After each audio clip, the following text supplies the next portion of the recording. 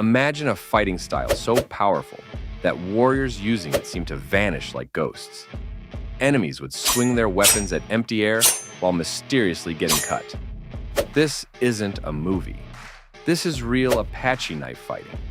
And it's so effective that US Marines are learning it right now, today, in 2025. Here's what's crazy. This fighting style was almost lost forever. Only one family knew it. They kept it secret for generations. But now, for the first time, we can learn what made Apache warriors nearly impossible to defeat. Let's go back to the 1700s and 1800s in the American Southwest. The Apache people faced incredible odds.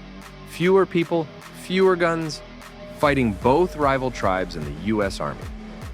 But they became legends, not because of better weapons, but because they fought in a way nobody had ever seen. Enemy soldiers wrote about trying to attack Apache warriors, who would just disappear. Then suddenly, the soldier would feel a cut on their hand or arm. The Apache would be in a completely different spot. Soldiers called them ghost warriors. The Apache called themselves ghost dogs. This wasn't magic. It was a complete fighting system based on one simple idea that changes everything. Apache knife fighting isn't just moves and attacks. It's built on complete philosophy. At the center of everything is the number 4. The Apache saw 4 everywhere. 4 directions, north, south, east, west. 4 seasons, 4 sacred mountains. 4 sacred colors. Black for medicine men and chiefs. Red for Apache scouts. Dark blue for warriors. White was never worn into battle because white meant surrender. Young Apache warriors, before their first battles, went alone to sacred mountains for 4 days and nights. No food, no water, no weapons. They believed they'd receive special abilities, sensing where enemies were hiding, knowing when danger was coming. Was it supernatural? Maybe not. But spending 4 days alone, scared, hungry, and thirsty definitely makes you mentally stronger. It sharpens your senses and prepares you for combat stress.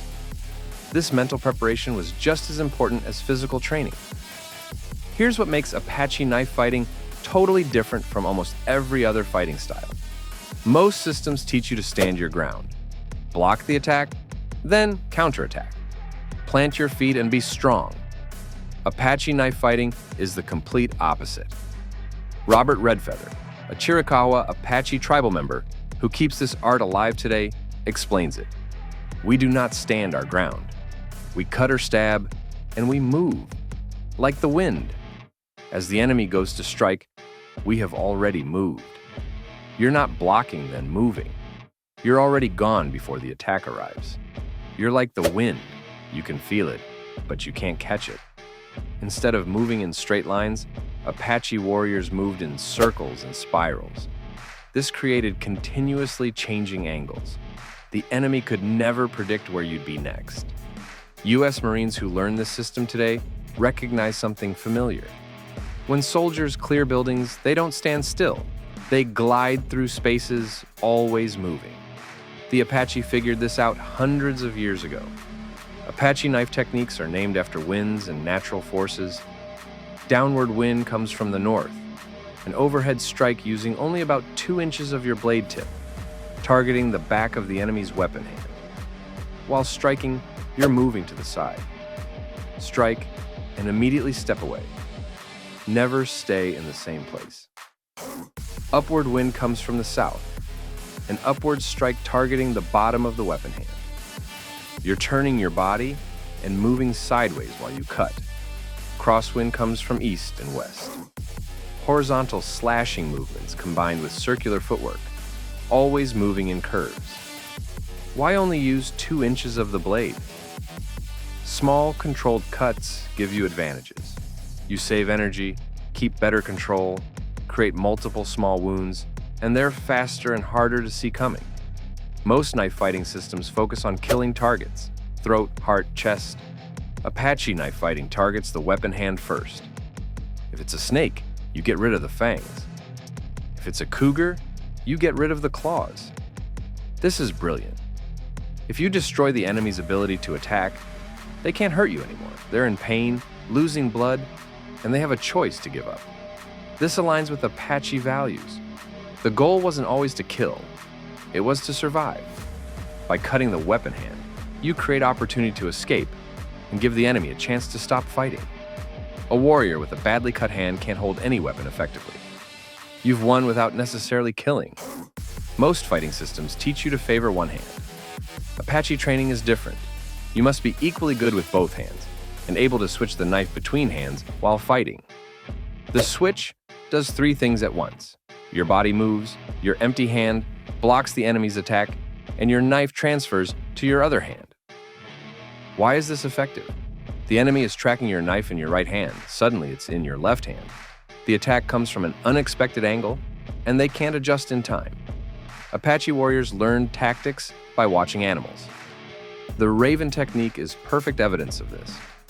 Ravens test dead animals before eating, hopping close, poking, then jumping back to see if it's really dead. Apache warriors use the same strategy. Make a quick movement toward the enemy's eyes, just a small, fast motion. Don't commit fully. You're testing their reaction. Most people automatically flinch back when something moves toward their eyes. That backward movement creates an opening for your real attack. This is psychological warfare, fighting their reflexes and instincts, not just their body. The Apache system has clear progression from beginner to advanced. Distance learning. Practice positioning where you can hit their weapon hand, but they can't hit you. Static practice. Repeatedly practice wind techniques on training posts, focusing on blade angle and body position. Adding movement. Use natural walking patterns under pressure, harder than it sounds. Defense and checking. Block and move simultaneously. Blocking alone isn't enough. Combinations. Flow multiple techniques together with unexpected changes. Free sparring. Use training knives with lipstick or stage blood that mark when you're hit, or shock knives that give mild electric shocks. Physical technique alone doesn't make warriors. Apache training builds psychological strength through stress training, forcing quick decisions, teaching emotional control, and honestly accepting that in a knife fight, you're going to get cut. This separates people who know techniques from people who can actually use them when terrified. For generations, Apache knife fighting was closely guarded. Robert Redfeather learned from his grandparents with instructions to only teach family members. The Apache figured out centuries ago what modern combatives is still learning. In fighting, as in life, the one who cannot be caught cannot be defeated.